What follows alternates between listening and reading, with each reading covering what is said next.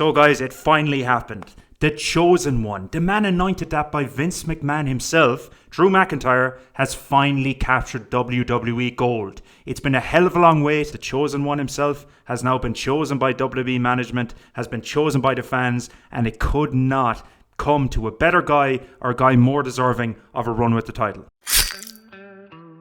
So guys, we had a huge SmackDown lined up for this past Friday night. It was Drew McIntyre versus the undisputed WWE Champion Cody Rhodes in a 3 stages of hell match. So guys, if we flash back to the debut of Drew McIntyre, he was known as the Chosen One. He was introduced by Vince McMahon, a bit of a, it's probably not the best reference you could get from somebody in today's day and age, but there was a time where getting a reference from Vince McMahon was everything in WWE. If Vince McMahon came to the ring and announced you as the Chosen One and future WWE, storyline or not, that guy was not putting you in that position unless he believed in you. But at the time, I remember I was just a kid, and I remember looking at Drew McIntyre and thinking it was pretty obvious. The guy had the look, he had the technique, he had the talent. He was just born with it. He's one of those characters where you just know that no matter what he did in life, he'd probably pursue it and be very good at it. But the problem was, I think it was too early, and it was too much pressure on Drew McIntyre at the time, and I don't think WWE had the appropriate roadmap to get him where he needed to go. So after a couple of years, Drew McIntyre ends up leaving WWE. He wasn't going the direction he needed to go, the direction he deserved, I guess,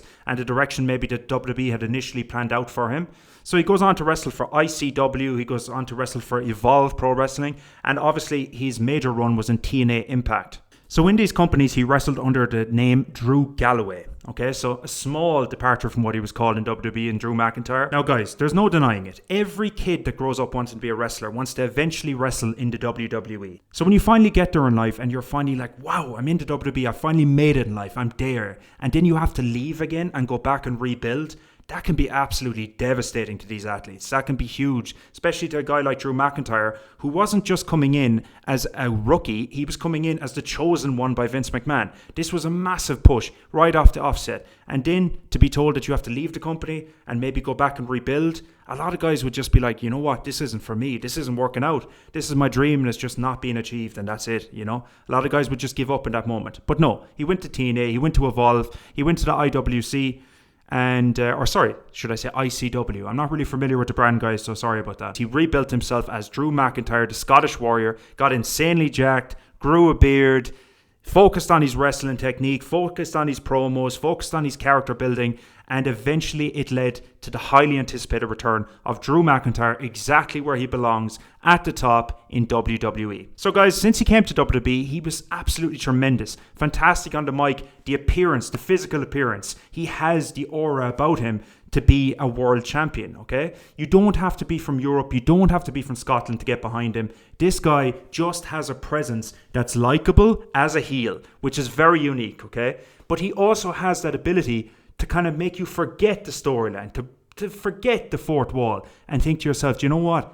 This guy is maybe a bit of an asshole, but I've seen interviews with Drew. He seems like a really good guy. He seems like a guy who's such a hard worker and a guy that really deserves that title shot. So since coming back to WWE, he's been treated pretty good. He's always been in a main event storyline, but just never within reach or within grasping reach, I guess, of the WWE Championship gold. So if we cut back to 2020, this was Drew's big moment and the pandemic hit. So you had WrestleMania, Brock Lesnar versus Drew McIntyre. Drew McIntyre beats probably one of the most dominant forces in WWE history at WrestleMania 36 in front of no crowd. Absolutely awful. Can you imagine working your whole life to get to this moment? You work your whole life, you take all the suplexes, take all the hard bumps, take all the hard advice, take all the rejection, take all the, hey, you're not good enough at the moment, you need to come back and you need to focus on yourself and then get better to join our company again. Can you imagine working for all that and you finally get told, hey, you're about to beat the biggest heel in the company, you're about to beat the biggest force in the company in Brock Lesnar,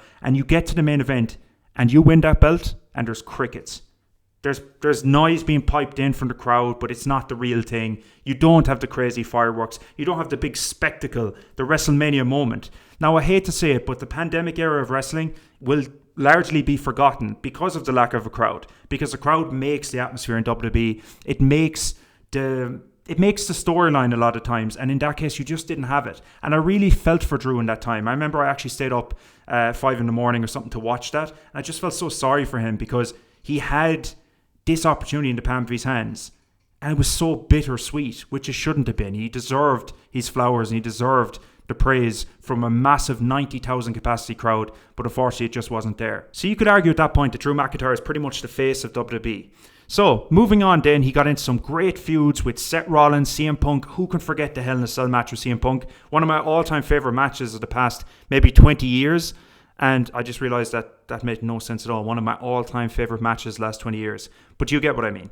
It was probably one of the best matches in the last 20 years. It had all of the Attitude Era vibes to it. There was blood, there was gore, there was, athleticism, there was drama, there was great storytelling. Him and Punk, for a while, I was actually, you got me, brother. I was completely convinced that those guys actually did not like each other. So when it comes to WWE Championship, it's often eluded poor Drew. Okay, so poor Drew beat Seth Rollins at WrestleMania to win the WWE Championship. CM Punk comes out, attacks Drew McIntyre. Damian Priest comes out, cashes in. Again, Drew McIntyre never got the opportunity to celebrate that win, to enjoy it, to feel the moment. This is a storyline, guys. We all know that. But still, it just felt like the WWE has pulled the rug on this guy so many times that I'm surprised he even stays motivated. And I think that's why the fans love him, is because we can see weekly on SmackDown, the guy is just putting in everything he has into this, into his matches, into his promos.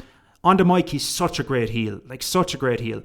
So, coming into this match, I was expecting him maybe to do the same thing again. The guy has lost so many times when he was just about to achieve greatness.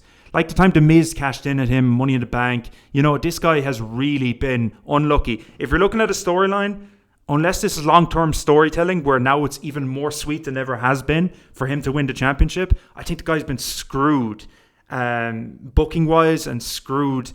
I don't know, just screwed in WWE since the beginning, to be honest. He has gotten a great run the last couple of years, but I just feel like this guy is the guy that deserves to have the belt. He deserves to have the championship. He deserves to carry the company, and it just couldn't come at a better time. So obviously in this SmackDown match this past Friday, it was a 3 stages of hell match. So Drew wins the first one, which is just a regular wrestling match. Second one, Cody wins in a Falls Count Anywhere match, which was actually very entertaining. The third match was going to be a steel cage match, okay? So this is a long match, guys. This is about 40 minutes. We timed it. Me and my girlfriend watched it. I think it was about maybe 35 minutes from the opening bell. And there was no ads, it was just straight through. And I'm not going to lie, I was pretty entertained throughout the whole thing. And normally those matches can feel like a bit gimmicky.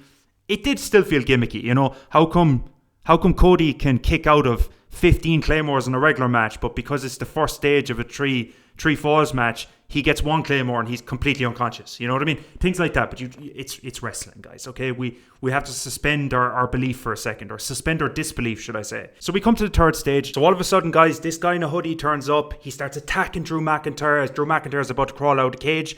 I see the guy in the hoodie. Immediately I start thinking, is it Austin Theory? Hardly Austin Theory. He's on Raw. What's going on? Who could it be? So all of a sudden he pulls off the hoodie. It's Jacob Fatu making his return to SmackDown after some time off, okay? And it was rumoured in the storyline that Drew was the one who attacked Jacob Fatu. So at this point, I'm like, oh God, here we go, guys. They're going to screw him again. He was so close to winning the match. It was looking, he had me. I was thinking he's going to win. He's definitely going to win. And then all of a sudden, this guy turns up and ruins it all once again for poor Drew. But no. All of a sudden, in the corner, Cody starts beating up Jacob Fatu. He gets distracted by Jacob. And in the minute, I'm sitting with my girlfriend. Now, I'm screaming, all right? Because I'm pretty excited about this match. I really wanted Drew McIntyre to win. The mark in me came out. I wanted him to do it. I was like, come on, Drew. Crawl out of the cage. Crawl out of the fucking cage. I was like, come on. He gets to the bottom rope, crawls underneath, and he escapes the cell. He escapes the steel cage. The announcement is made, our new WWE champion, Drew McIntyre, and I was screaming. I was so excited. The reason I didn't think Drew McIntyre was going to win is not about Drew McIntyre and about WWE's belief in him,